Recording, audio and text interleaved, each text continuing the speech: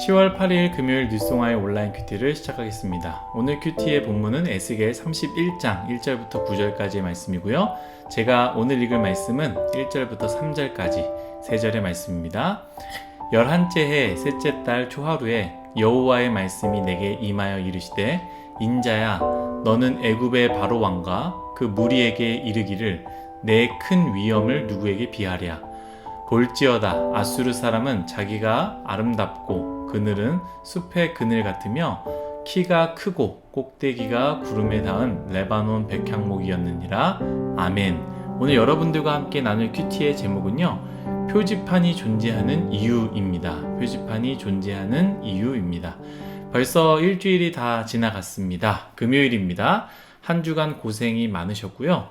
또 오늘 하나님께서 주신, 전에 큐티에서도 나눴었죠, 이 주말에도 하나님이 주신 것이고 빨간 날도 하나님이 주시고 허락하신 날이다. 하나님께서 허락하신 이 주말을 잘 보내시기를 간절히 바라겠습니다.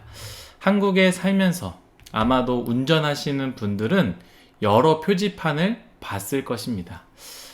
그리고 한국에는요, 특별한 표지판도 딱히 없는 것 같습니다. 많이 봤겠지만 이건 참 독특하다라는 표지판이 별로 없다라는 것이죠. 제가 한번 인터넷에 세계의 독특한 표지판을 검색해 봤는데요, 참 많은 표지판들이 있었습니다. 호주에는 캥거루를 보호하기 위해서 캥거루 그림의 표지판이 있습니다. 캥거루가 출몰하니 천천히 주의하면서 운전해 달라는 표지판인데요, 제가 호주에서 조금 지내봤는데 정말로 여러 길을 가다 보다가 원주민 선교를 가는 길에 길가에 캥거루 혹은 왈라비들이 누워있는 모습들을 직접 보았습니다. 호주 보험사에서 발표한 내용들이 있는데요, 2년간 차량 사고를 조사했는데 일반 사고보다 캥거루와 추돌한 사고가 그 비율이 가장 높게 차지하고 있었다고 합니다. 또 영국에는 더 독특한 표지판이 있었습니다. 저는 가보지 않아서 보지는 못했는데요, 굉장히 로맨틱한 의미의 표지판이었습니다.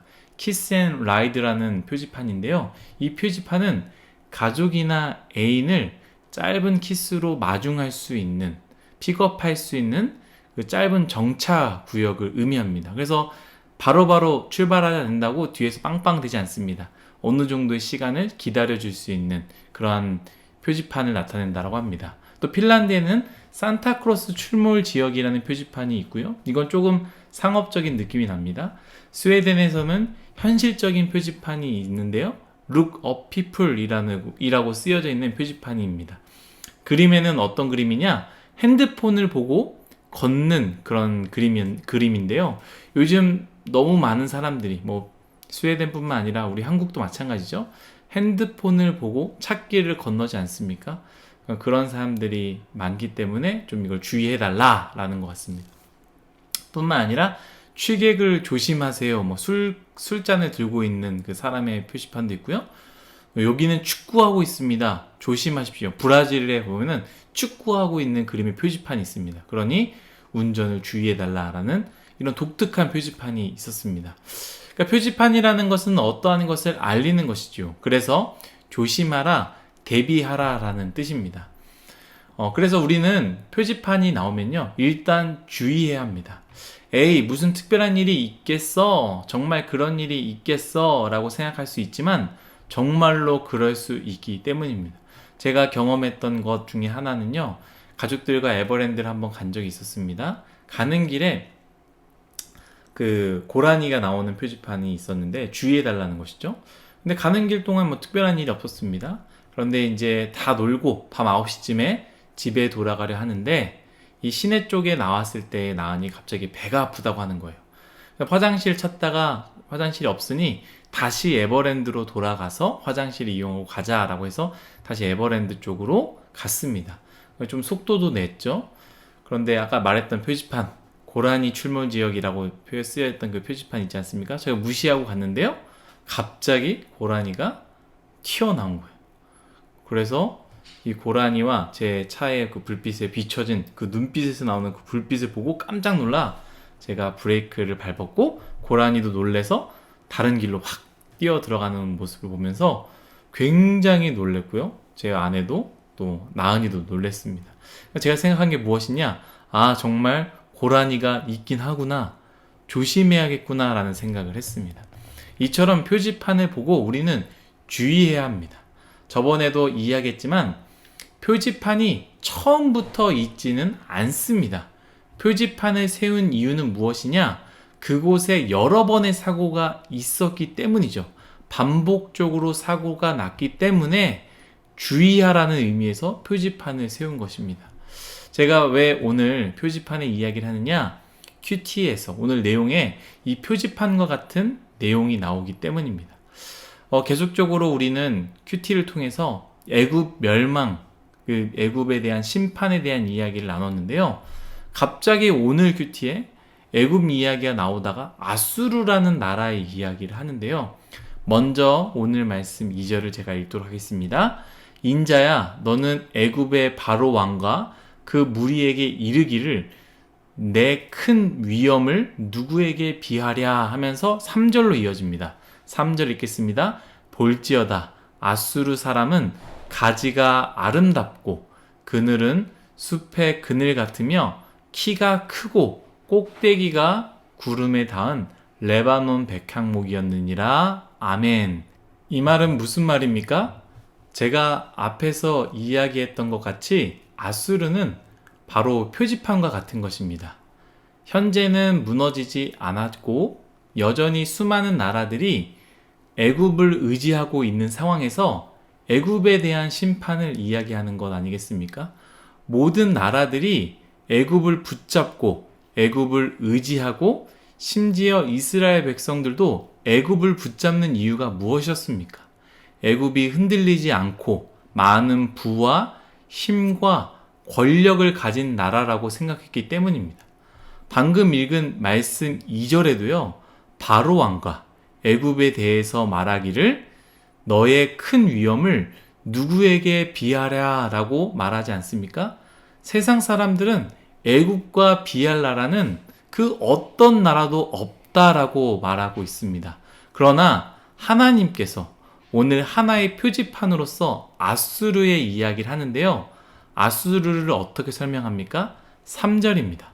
볼지어다 아수르 사람은 가지가 아름답고 그늘은 숲의 그늘 같으며 키가 크고 꼭대기가 구름에 닿은 레바논 백향목이었느니라. 3절뿐만 아니라요. 오늘 말씀 9절에 이르기까지 아수르라는 나라의 과거의 영광이 대단했다라고 말합니다. 심지어 8절입니다.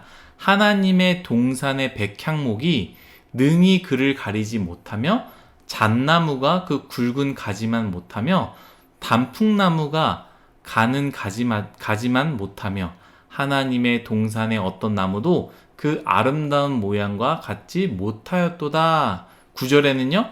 하나님의 동산 에덴에 있는 모든 나무가 다 시기하였느니라. 아멘. 그러니까 과거의 아수르의 영광이 그랬다라는 거예요. 그 어떤 것도 아수르의 영광을 따를 수 없고 심지어 사람들이 하는 말이 하나님의 에덴 동산마저도 아수르와 비교할 수 없을 정도로 아수르는 대단했다라는 것이죠. 그런데 아수르는 여러분 어떻게 됐습니까? 오늘 큐티에 나오지 않지만 토요일 큐티에 아수르에 대해서 나오는데요. 아수르는 교만으로 패망하게 됩니다. 제가 토요일 말씀이지만 한번 읽도록 하겠습니다. 10절입니다. 그러므로 주 여호와께서 이같이 말씀하셨느니라. 그의 키가 크고 꼭대기가 구름에 닿아서 높이 솟아났으므로 마음이 교만하였은즉 내가 여러 나라의 능한 자의 손에 넘겨줄지라. 그가 임의로 대우할 것은 내가 그의 악으로 말미암아 쫓아내었음이라. 아멘. 애굽이 강성하기 전에 아수르, 그 어떤 나라도 비교할 수 없었던 그 아수르였는데 모든 나라가 우러러보며 저 나라만큼 비길 데가 없는 나라라고 다들 알고 믿고 의지했지만 그 아수르 또한 교만함으로 하나님께서 무너뜨리셨다라는 것이죠. 왜 애굽에게 아수르의 이야기를 하십니까? 너희들도 그 교만으로 무너진다라는 것이죠. 아수르처럼 무너질 것이다 라고 이야기하는 것입니다. 하나님께서 우리에게 표지판을 보여주신 것입니다. 하나님께서 애굽에게 표지판을 보여주신 것입니다. 하나님께서 이스라엘에게 표지판을 보여주신 거예요. 보라는 거예요. 조심하라는 거예요. 이 표지판을 무시하고 달렸다라고는 사고 난다라는 것입니다. 사랑하는 뉴스송아 여러분, 애굽은 그 표지판을 하나님이 보여주셨지만 그 표지판을 무시하였고 그로 인해 무너지게 되었습니다. 또한 이 표지판은 애굽만을 위함이 아닙니다. 에스겔을 통하여 주시는 하나님의 말씀은 전부 우리의 인생의 표지판입니다. 성공해야 할 때 하나님께서 보여주신 표지판이 있습니다. 안전할 때, 아무런 문제가 없을 때 보여주시는 표지판이 있습니다. 신앙으로 무너졌을 때, 신앙이 무너진 신앙의 선배들의 이야기로, 교만할 때, 교만함으로 무너진 신앙의 사람들의 이야기로 우리에게 미리 보여주셨다라는 거예요. 북이스라엘의 표지판을 보여주셨고, 남유다의 표지판을 보여주셨고, 두로의 표지판을, 애굽과 아수르의 표지판을 보여줌으로 인해서 우리에게 조심하라는 것이고 회개하라는 것입니다. 사랑하는 여러분, 오늘 하루 우리에게 보여주신 이 표지판을 꼭 기억하시길 바랍니다. 나는 괜찮겠지, 나는 아니겠지, 나랑은 아무 상관이 없겠지. 아닙니다. 우리에게 보여주신 표지판이고요. 수많은 사람들이 그 표지판을 무시하다가 패망을 맛보았습니다. 오늘 하루 나에게 허락한 이 말씀을 표지판을 삼고 조심하는, 주의하는, 위기를 넘어가는 우리 모두가 되기를 간절히 소망하겠습니다. 기도하겠습니다. 하나님께서 오늘 말씀을 통하여 보여주신 표지판, 아수르의 교만으로 인해서 아수르는 패망하였다 라고 애굽에게 가르쳐 주셨던 것처럼 우리의 말씀, 표지판을 보여주심으로 인해서 우리가 넘어지지 않기 원합니다. 표지판을 무시하고 마음대로 달려가지 않기를 원하며 마음대로 달려가다가 패망하지 않기 원합니다.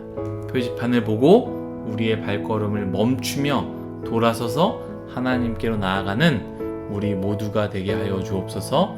감사하며 예수님의 이름으로 기도드렸습니다. 아멘.